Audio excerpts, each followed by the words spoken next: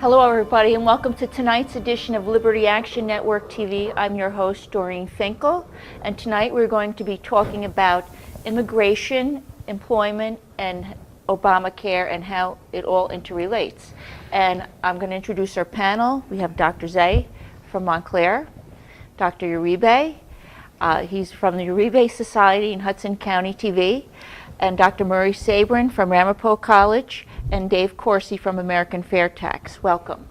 Let's go to you first, Dr. Zay. We have a lot of people right now complaining that because of our unemployment rate it's at 7.6, that's what the government tells you, but that doesn't include the total unemployment.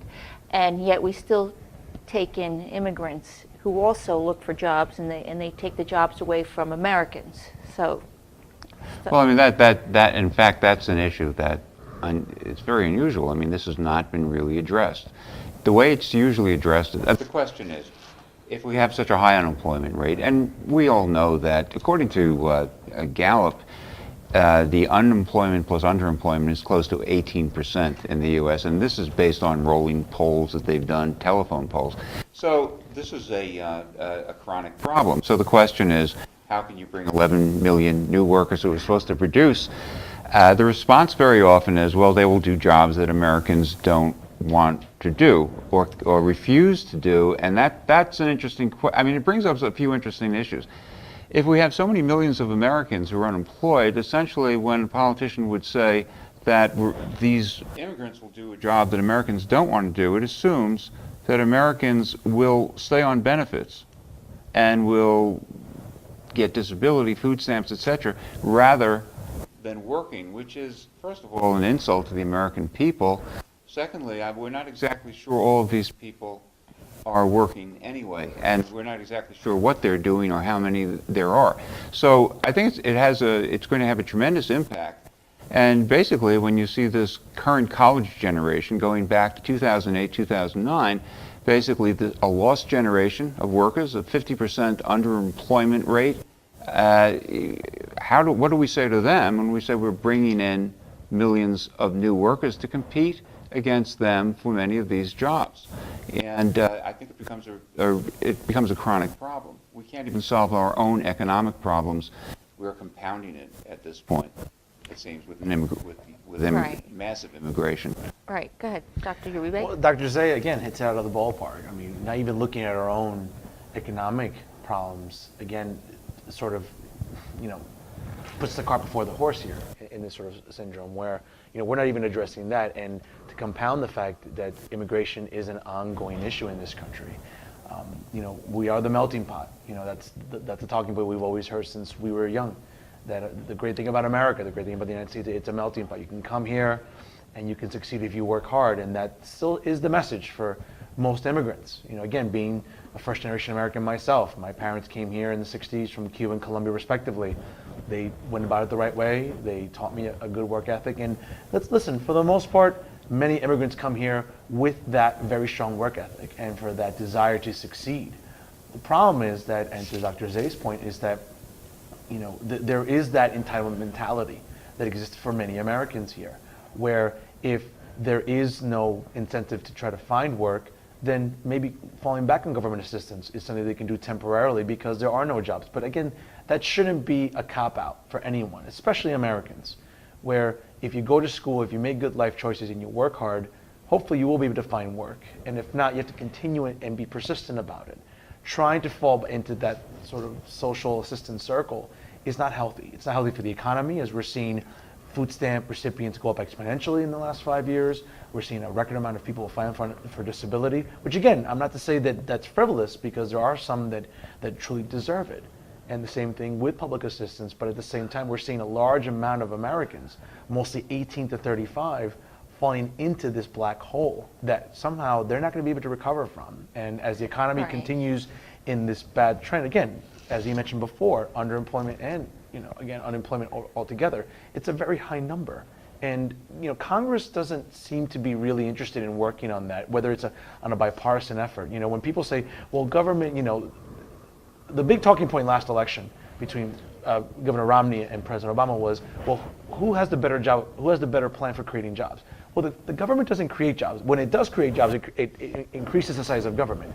It's about working with the private sector to either reduce regulations or try to either reduce the stranglehold that's on the private sector to create more jobs. And I think that's a better way to improve our economic situation, because overall the economic climate in this country is looking very, very bleak. Right. Go ahead, Dr. Sabrin. Well, there are a whole bunch of issues associated with immigration that needs to be addressed, and the American workforce. One of the problems that we have in America is that people have been taught that you should go to college, you must go to college, and because of that philosophy, the government has heavily subsidized students, and it's resulted in $1 trillion student loan debt, which some people think is the next big bubble to burst. By distorting the labor market, where we have so many people going to college and not enough jobs for them, one of the reasons is students are taking these soft majors, these ethnic studies majors, these other majors that have no practicality in the job market. So you have students graduating from college with high expectations, but with this debt burden that they have, they can't get good paying jobs, and so they're stuck with that. And this is one of the reasons that government should not intervene in higher education. Government should not intervene in the labor market. We have minimum wage laws, which makes it more expensive for companies to hire entry-level workers. What we need in America is a free economy where people can choose and employers can choose which workers that will meet their needs best, whether those workers are from overseas or domestically. We just need to get the government out of the way. We need to rid our nation of the notion that the government can manage, grow the economy. That has been proven false time and time again throughout history. And if we just get the government out of the way, which is not an easy job because the government's so entrenched in higher education and the labor market, it's going to take a major cultural shift, a cultural revolution, if you will, to use a term from the 1960s. You're saying like a mentality change. Absolutely. I mean, and it's got to start from education. Well, 4 or 5 generations ago, people didn't dream that the government would be responsible for them. We didn't have Social Security, we didn't have Medicare, we didn't have Medicaid. All these things were done with the family, with the local fraternity organizations. And so we've grown this big welfare state, and as Fernando pointed out, food stamp rolls have expanded, disability has expanded in America.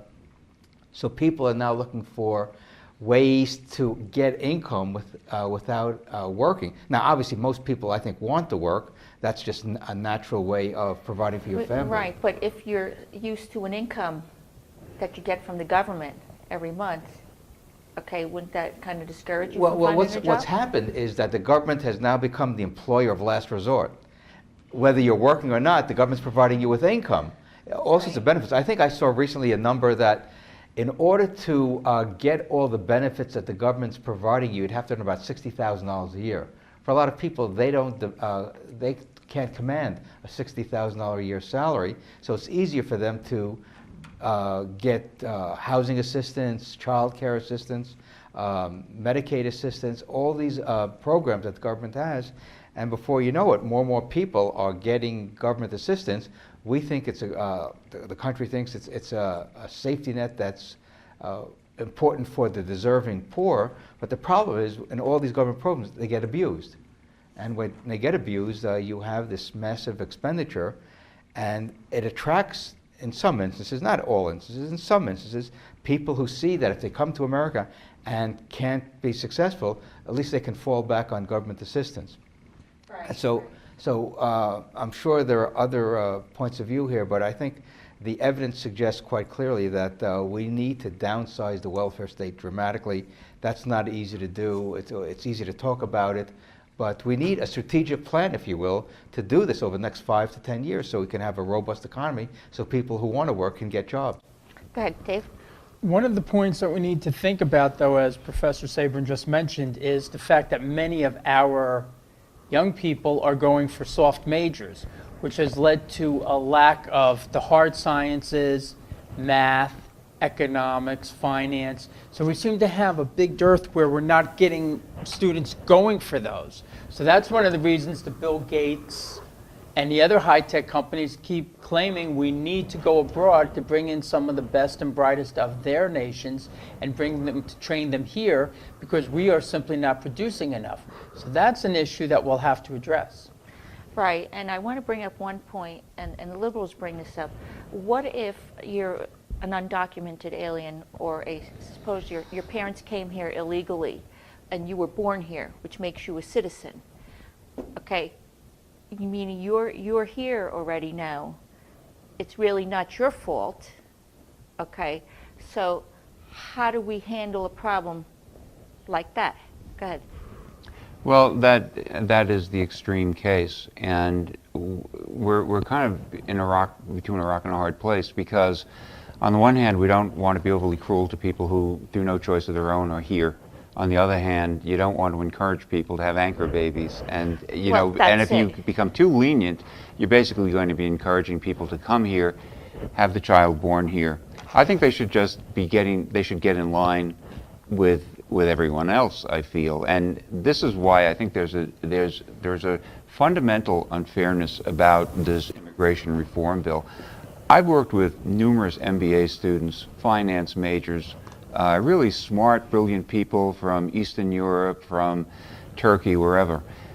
They got in line, and what happens when they get in line is they're sent home. After you get your MBA, you're given a year to find an employer, first who will hire you, and secondly who will sponsor you for a work visa. Those people have been summarily shown the door, and they know where they live. So they really, when they say you can't deport people, they really do.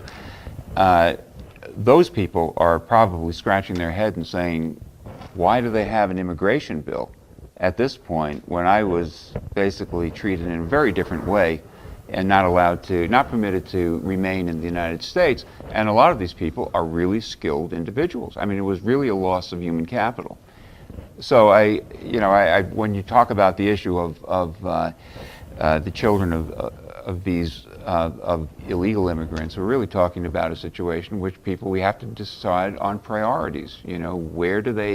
How long is that line going to be, and where would they actually be standing at what point in that line? Go ahead. If I can just add something to what Dr. Zay mentioned too, was that it does send a bad message, where if you don't have to act responsibly, you don't have to make good decisions in that sense, because we're seeing people go about it the right way and they're being penalized and oftentimes being deported. And to Professor Sabrin's point, I would never begrudge anyone who studies social sciences. My graduate degrees are in social science, but we are seeing this sort of influx. And I tell my students all the time, I'm like, right now the way this job market is looking at, and the way it's going to continue to look for some years now, you have to look at your life choices. Is going back to school and inundating yourself in more debt the right decision for you? You have to really think about that. And secondly, even during your undergraduate years, these soft majors, listen, nothing against women's studies, but I mean, really, what type of job are you going to be getting with a women's studies degree?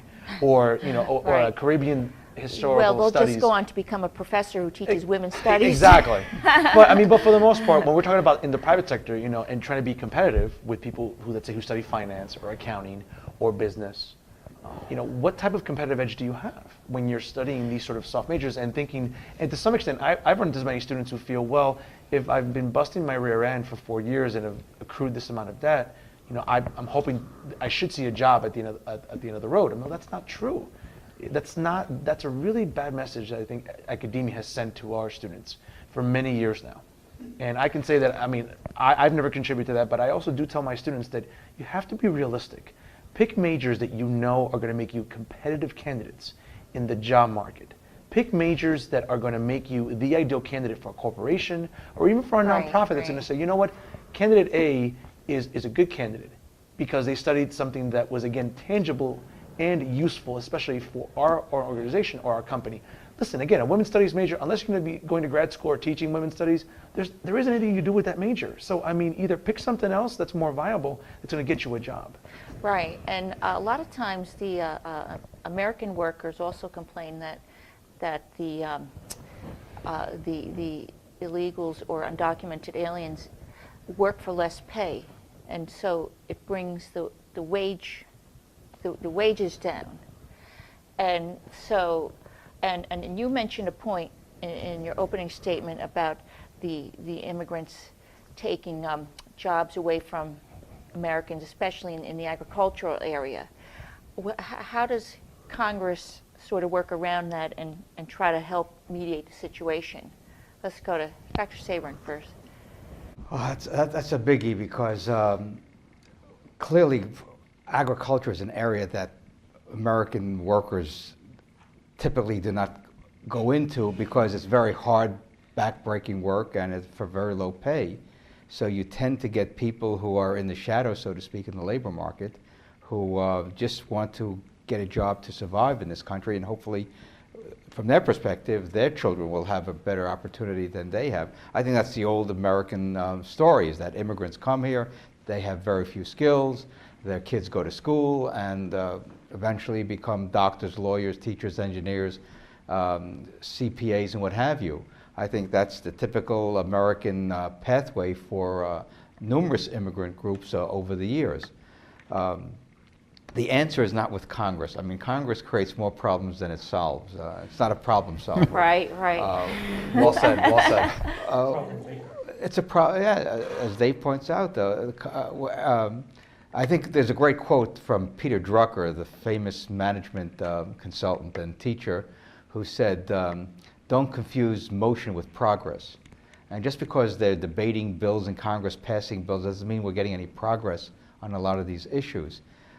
So what we need in this country is to have, I really like the word policy because it means a top-down approach to society.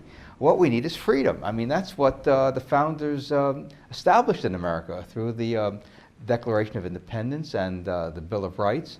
They said we have natural rights, and that is basically the right to be free, the right to engage in voluntary commerce with our neighbors and with people overseas. George Washington said it best in his farewell address. We should have entangling alliances with non-commerce with all. These are fundamental principles of good values and ethics that would allow us to live peacefully in the United States and allow us to have peace with other people around the world. Instead, politicians create these situations where there's conflict all the time. And they love conflict because when there's conflict, people look to the government for solutions. And so when I was a candidate for office, people were always asking me about different types of bills and laws that we should have in order to solve this issue or that issue.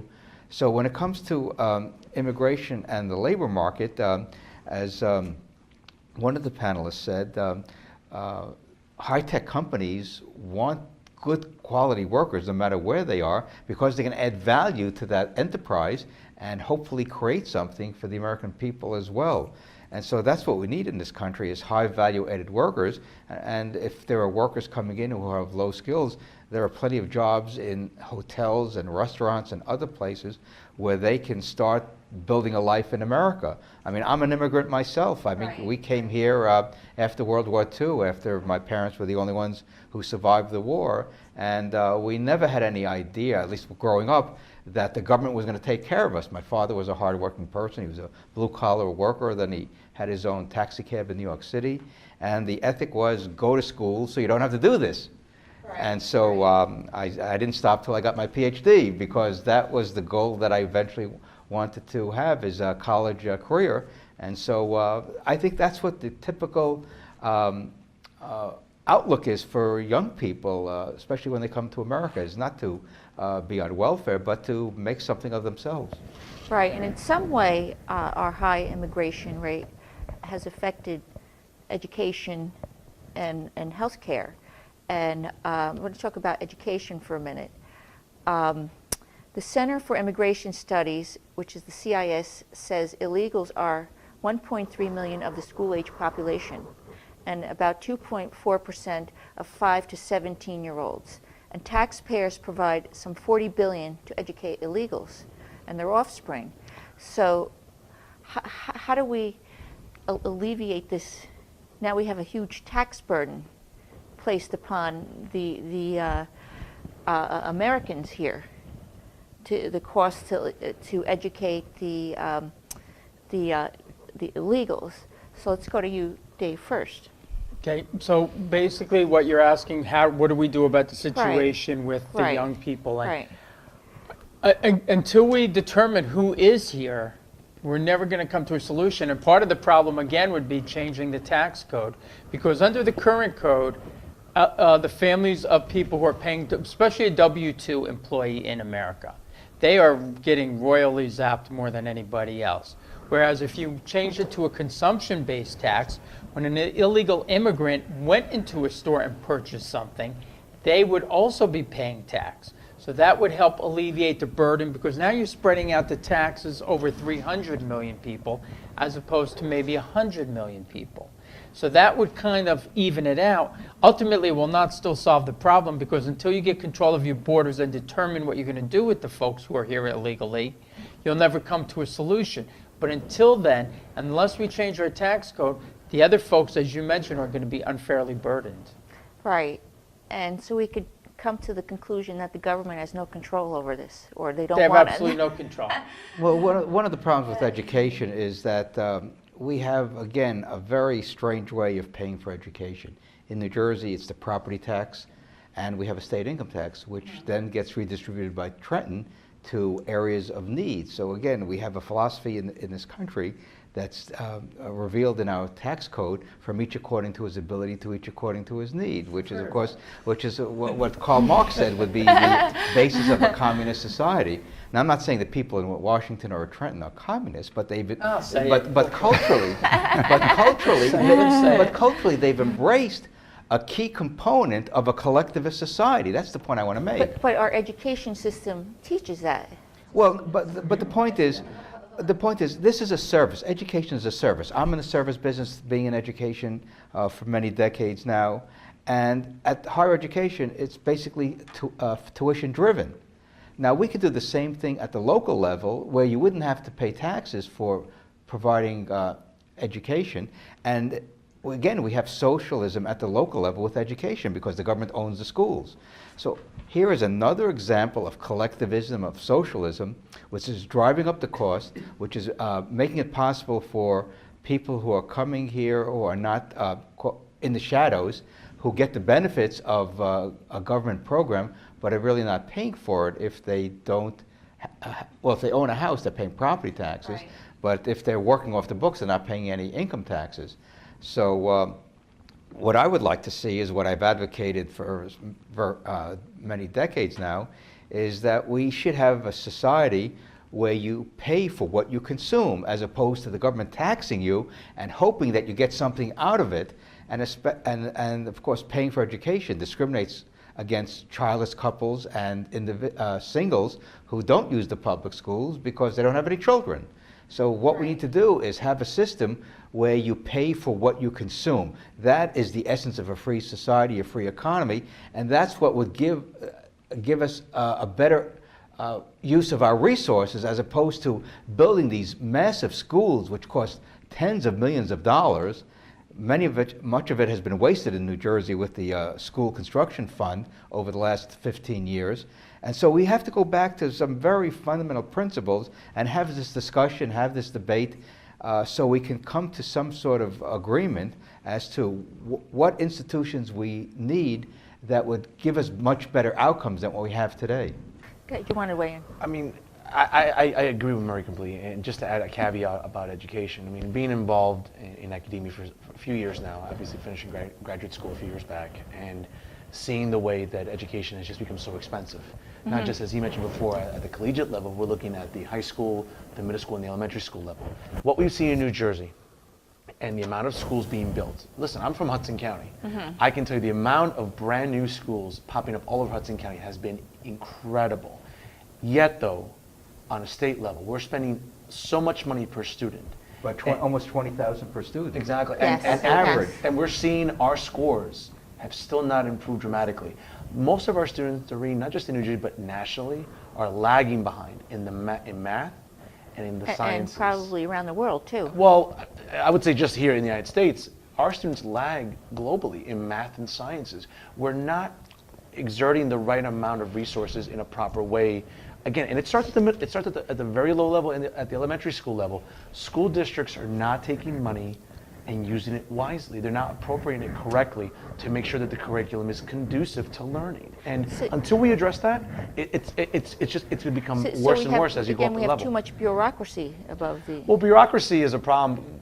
It starts Even in the Washington Department and of it trickles all the way Education. down to Trenton. And we see that even within our municipalities with the way that money is appropriated for education. Again, I'm not saying that we shouldn't be funding these schools or we shouldn't be funding education appropriately, but we need to make sure that we're using the money wisely. We haven't been seeing that, not just in New Jersey, but nationally. Again, our test scores lag behind the world. I mean, again, we're seeing students from Asia, from Eastern Europe, even in Africa coming to this country and blowing us out of the water in terms of how well qualified Right. they are and how well educated they are. And again, in basic fundamental things such as math, sciences, and even writing. Again, I can tell you the amount of term papers I read on a yearly basis that honestly are just a desecration of the English language. And I think my colleagues can attest to this. Right, It right. is horrifying. I mean, again, students are not learning the basics even at the youngest level. And again, as they get older and as they move on to middle school and high school, they're not becoming better writers. They're not becoming better mathematicians. They're not being better students. And when they're not better students, they're not going to be better candidates. And when it comes to the job Right. market, they're not going to be able to get that job. Right, and I just want to say one thing, and I know my son goes through this every year. They give out them standardized tests. Come the end of the year, that takes up a whole week, and then during sometime in the middle of the year, they might give some other tests, and it winds up to be like so many tests. Like, when do these teachers really teach? But that's because everything is a metric. Everything, if it can be measured, it exists. So we have people who might even score highly on these tests and still can't form a credible sentence, still can't form a thought, and can't critically think, which is so important, but you can do well on these tests. So I just wanted to get back to one of the issues. It's kind of interesting that they would be building more and more schools in given locales Right. when we're losing population. Right. That almost, which makes me wonder, are they serving populations that are invisible? Well, from a census point of view, are invisible, because we know we're losing population in New Jersey because it's getting smaller and smaller. We're losing congressional representatives, and I mean, it's expensive to live here, too. Right. right. So why would we be building more schools for a shrinking population? And unless, again, we don't really know what the population is, which gets back to this original issue of immigration. Also, a lot of these discussions about education services and the like go back to that figure, that number, that the $6.3 trillion that immigration, this group of immigrants, the 11 million, and they're accepting that number, will cost over their lifetime. The average age of an immigrant is around 34, they think. So they can think of a 30-year span, and it would be $6.3 trillion it will cost. They look at the production, they look at the taxes that these people will pay, and they look at the services that they will use, and basically it's a $6.3 trillion on top of a deficit which is just blowing skyward. I mean, it is just increasing enormously. So I think those are the issues that have to be addressed when thinking about immigration.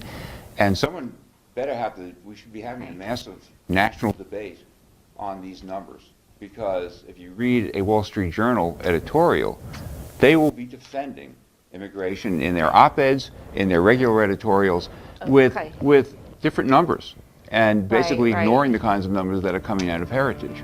Okay, I'm sorry I have to cut you, and I'd like to thank our panel once again for joining us, Dr. Zay, Dr. Uribe, Dr. Sabrin, and Dave Corsi. And I'd like to thank our viewers for watching us tonight, and go to Liberty Action Network TV on youtube.com, and you can watch us and you catch many of our episodes. Thank you.